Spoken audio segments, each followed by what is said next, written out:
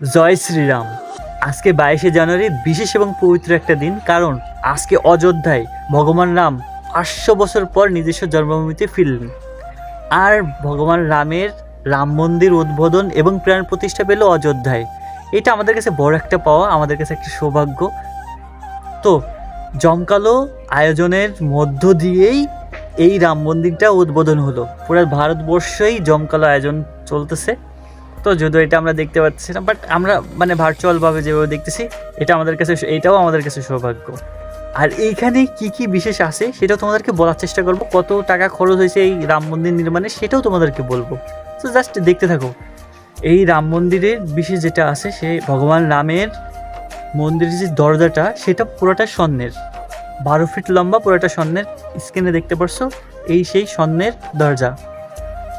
আর প্রত্যেকটা দেয়ালে ইটে মানে যে গাঁথনিতে আছে, প্রত্যেকটা জায়গায় হচ্ছে পুরো নকশা করা ভাই। যদিও সেটা আমরা এখনো সামনে দেখতে পারিনি, তো তোমাদেরকে তোমরা ভিডিওতে দেখে থাকবে হয়তো বা। আর বিশেষ যেটা আছে সেটা হচ্ছে 2100 কেজির অষ্টধাতুর 2100 কেজির ঘন্টা, মানে যে ঘন্টাটা থাকে ভগবান মন্দিরের সামনে, যেটা ঘন্টাটা বাজায় ওটা হচ্ছে 2100 কেজির অষ্টধাতুর ঘন্টা, 6 ফিট লম্বা, 108 ফুটের ধূপকাঠি, যেটা 48 দিন জ্বলবে। যতটুকু আমার ধারণা, যতটুকু আমি রিসার্চ করে দেখছি, 48 দিন জ্বলবে ভাই ওইটা। আরও অন্যান্য জায়গায় বিশেষ আয়োজন চলতেছে এই রাম মন্দির উদ্বোধন উপলক্ষে, কোনো সাংস্কৃতিক অনুষ্ঠান, ধর্মীয় অনুষ্ঠান। তারপর রাম মন্দির নির্মাণে কত টাকা খরচ হয়েছে?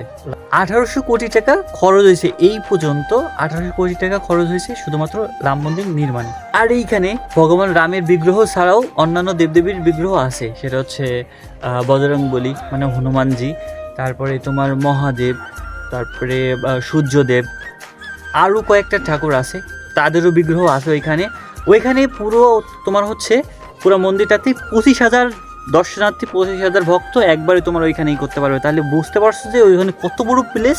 আর যদি কখনো ভাগ্য হয়, যদি তোমাদের ভালোবাসা যদি আমাকে সেই পর্যায়ে নিয়ে যায়, অবশ্যই সেখানে যাওয়ার চেষ্টা করবো। ভগবান চাইলে সেখানে একদিন যাওয়ার চেষ্টা করবো, সচক্ষে যায় দর্শন করব।